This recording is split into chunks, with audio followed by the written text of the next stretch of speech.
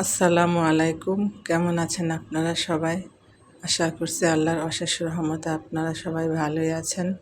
আলহামদুলিল্লাহ, আল্লাহ তাআলা আমাদেরকেও ভালো রেখেছে। প্রতিবারের মতো আজও নতুন একটা ভিডিও নিয়ে আপনাদের মাঝে হাজির হলাম। আশা করি আমার আজকের ভিডিওটি আপনাদের কাছে ভালো লাগবে। আমার ভিডিওটি যদি ভালো লাগে আশা করি আমার সম্পূর্ণ ভিডিও জুড়ে আপনারা আমার পাশে থাকবেন। আর এই তো ফার্নিচার মোছা দিয়ে আজকের ভিডিওটা শুরু করলাম। সকালে ঘুম থেকে উঠে অফ ক্যামেরা নাস্তা খেয়ে নিয়েছি, এরপরে এই তো সংসারের কাজে লেগে পড়েছি। আর শীতকালের মধ্যে সকাল সকাল ঘুম থেকে উঠে যদি সংসারের কাজগুলো করা যায় তাহলে সমস্ত কাজের মধ্যে আয় বরকত পাওয়া যায়। আর দেরি করে উঠলে কোনো কাজে আয় বরকত পাওয়া যায় না। তাই শীতকালের মধ্যে সব সময় চেষ্টা করি সকাল সকাল উঠে সংসারের কাজগুলো করার। যাই হোক, কথা বলতে বলতে এই তো আমি ফার্নিচারগুলোকে মুছে পরিষ্কার করে নিচ্ছি।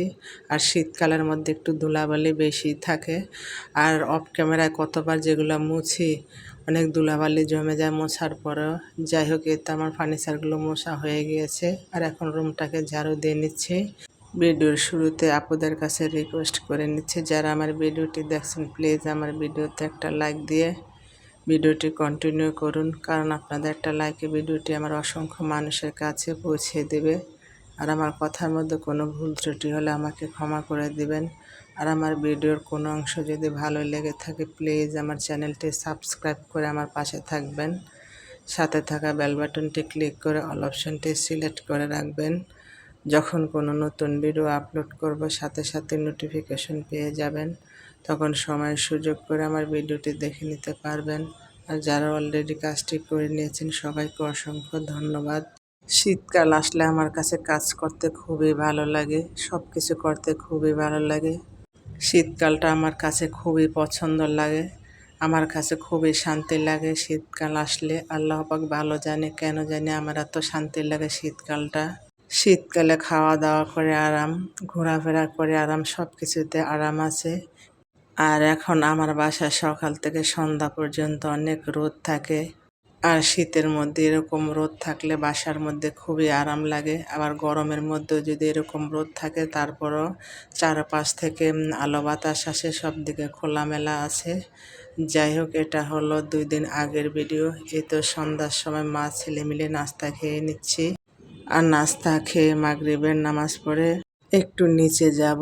নিচে গিয়ে দেখি কি আনা যায়। নিচে গিয়ে এই তো কিছু শাক নিয়েছি, আর কিছু টমেটো ফুলকপি নিয়েছি, সাথে ড্রাগন ফল নিয়েছি। ড্রাগন ফলগুলো আজকে খুবই ভালো হয়েছে। অন্যান্য দিন অনেক দাম থাকে, আজকে সন্ধ্যার পরে একটু কম দাম ছিল সেজন্য নিয়ে এসেছি। আর ড্রাগন ফল আমার ছেলে খুবই পছন্দ করে। আর এতে 2টা মশারির কভার নিয়ে এসেছি। অনেক দিন যাবৎ মশারির কভার খুঁজতেছি, পাইতেছি না। তারপরে একদিন আমার বান্ধবী আমার বাসায় আসছিল, বলছে ওর কাছে মশারির কভার আছে। ওই মশারির কভারগুলো এক দোকানে রেখে গিয়েছে, আমাকে বলছে ওই দোকান থেকে আনতে। আর আমি ওই দোকান থেকে মশারির কভারগুলো নিয়ে এসেছি। মশারির কভার আনতে গিয়ে এ বাজারগুলো করে এনেছি। নিচে নামলে একটা করতে গেলে আরও কয়েকটা কাজ করা হয়ে যায়, এক জিনিস আনতে গেলে আরও কয়েক জিনিস আনা হয়ে যায়। এরপরে এই তো আমার ছেলে বলতেছে আম্মু আমি ড্রাগন ফল খাবো। আর এই তো আমার ছেলেকে ড্রাগন ফলটাকে কেটে দিচ্ছি। আর আমার ছেলে খুবই পছন্দ করে, খুব মজা করে খায়। মাশাল্লাহ, আমার ছেলে সারাদিনই খেতে পারবে। আমার কাছেও খুবই ভালো লাগে, খেতে খুব ভালো লাগে, খুব সফট একটা জিনিস।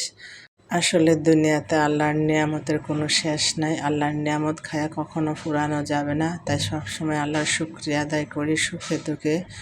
আল্লাহর সৃষ্টির দুনিয়া এত সুন্দর, না জানি আল্লাহ পাক কত সুন্দর। আল্লাহর এই সৃষ্টির দুনিয়ার দিকে তাকাইলে শুধু দেখতে মন চায়। যাই হোক, এই তো এটা হলো এশার নামাজের ওয়াক্ত। আমি নামাজ পড়ে বসে বসে দুরূদ পড়তেছিলাম। আর আমার ছেলে বলতেছে আম্মু আমি এই হিজাবটা পরবো। তাকে এই হিজাবটা পরিয়ে দিলাম। হিজাব পরে তো আমার ছেলে মহা খুশি, খুব আনন্দ করতেছে। যাই হোক, এটা হলো এর পরের দিনের দুপুরে রান্নাবান্নার ভিডিও। আর আমি যেহেতু একদিন পর পর ভিডিও আপলোড করি, তাই 2 দিন মিলে ভিডিওটা একটু একটু ক্লিপ নিয়ে তৈরি করে নিয়েছি। আর এই তো আজকে আমি লাল শাকটাকে চিংড়ি মাছ দিয়ে রান্না করব। শাক দিয়ে আজকে শাক রান্না করব না, শাক খেতে ভালো লাগে না। তাই একটা আলু দিয়ে আর চিংড়ি মাছ দিয়ে একটু ঝোল ঝোল করে রান্না করে খাবো। আর এভাবে রান্না করার পর আমার কাছে খুবই ভালো লাগছে খেতে। আমি মাঝে মাঝে এভাবে রান্না করে নেই। আর আমার বাসায় শাকসবজি রান্না করলে কেউ খেতে চায় না, শুধু আমিই খাই। আমার ছোট ছেলে বড় ছেলে কেউই খায় না, ওরা শুধু মাছ ভাজি হলে আর মাছ তরকারি হলে খেয়ে নেয়। আর আমি শাকসবজি খেতে খুবই পছন্দ করি। আর শাকসবজি রান্না করি শুধু আমার জন্য। শাকসবজি যে আমাদের শরীরের জন্য কত ভালো তা শুধু বড়রাই জানে, কিন্তু বাচ্চারা শাকসবজি কোনো খেতেই চায় না। ওরা শুধু মাছ মাংস গোছ এগুলো পছন্দ করে। আর আমার কাছে মাংস একদমই বেশি একটা ভালো লাগে না। আর মাংস যখনই রান্না করি তখন সাথে একটা শাক বা শুটকি রান্না করে নিই। আমি মাংসের সাথে একটু শাক শুটকি ভর্তা হলে সুন্দর করে খেয়ে নিই। যাই হোক, এই তো আজকে ফুলকপি আলু টমেটো দিয়ে মাছ দিয়ে রান্না করব। আর ফুলকপি আলু টমেটো দিয়ে রান্না করলে এখন খুবই ভালো লাগে। বিশেষ করে টমেটোর সাথে দিলে সব তরকারি খুবই মজা লাগে খেতে। শীতের মধ্যে সব সবজি খেতে মজা লাগে, আর শীতের সবজির স্বাদই অন্যরকম। গরমকালের মধ্যে কোনো শাক সবজি খেতে মজা লাগে না। গরমের মধ্যে কোনো খাবার দাবার খেতেই মজা লাগে না। শীতের মধ্যে খেয়ে যে একটা আরাম আছে, সব কিছুতে শান্তি আছে। যাই হোক, এই তো আমার তরকারি কষানো হয়ে গিয়েছে। এর মধ্যে টমেটো দিয়ে দিয়েছি, আর টমেটো দিয়ে কতক্ষণ কষিয়ে এরপরে ঝোল দিয়ে দেব। আর টমেটো সিদ্ধ হতে বেশি একটা সময় লাগে না। যাই হোক, আমার ভিডিওটি ভালো লাগলে লাইক করবেন, কমেন্ট করবেন, শেয়ার করবেন। আপনাদের ভালো কমেন্টে আগামী নতুন ভিডিও বানানোর উৎসাহ যোগায়। আর অনেকে আছেন আমার ভিডিওটি দেখেন কিন্তু ভিডিওতে লাইক দিতে ভুলে যান, প্লিজ অনুরোধ রইল আমার ভিডিওতে একটা লাইক দিয়ে দিবেন। একটা লাইক একটা শেয়ার কাজ করে আরও 10জন মানুষের কাছে আমার ভিডিওটি পৌঁছে দিতে সাহায্য করে। আর একটা ভিডিও বানাতে অনেকটা কষ্ট হয়, আপনাদের জন্য কষ্ট করে ভিডিও বানাই। তাই আমার কষ্টের কথা বিবেচনা করে আমার পুরো ভিডিওর অংশ জুড়ে থাকবেন। কেউ ভিডিওটি টেনে টেনে দেখবেন না।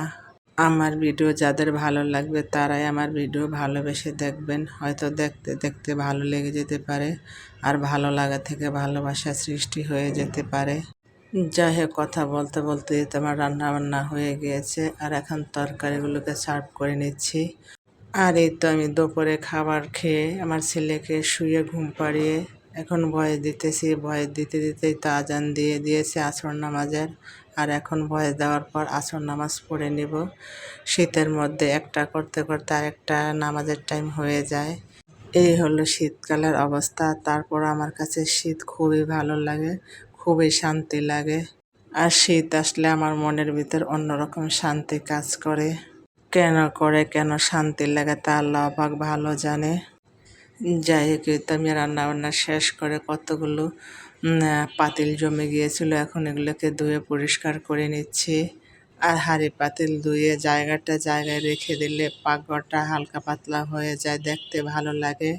যতক্ষণ ধুয়ে এগুলো জায়গাটা জায়গায় না রাখবো তখন হিবিজিবি লাগে।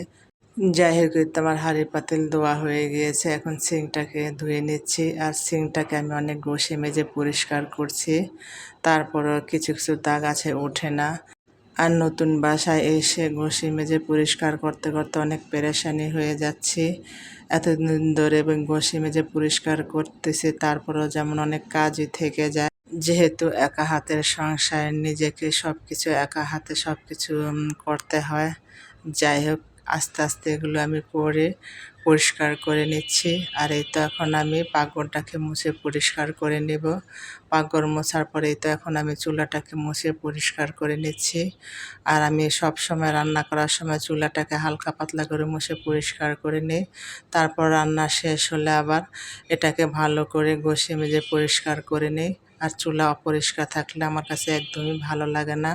আর পরিষ্কার পরিচ্ছন্ন জিনিস দেখতে খুবই ভালো লাগে।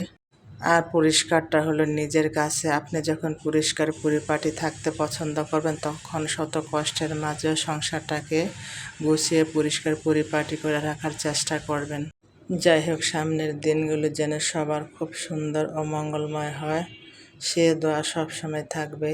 সেই দোয়া এবং ভালোবাসা নিয়ে আজকের ভিডিওটা এখানে শেষ করে দেই। সে পর্যন্ত আপনারা ভালো থাকবেন, সুস্থ থাকবেন, নিজেদের খেয়াল রাখবেন। আল্লাহ হাফেজ। আসসালামু আলাইকুম।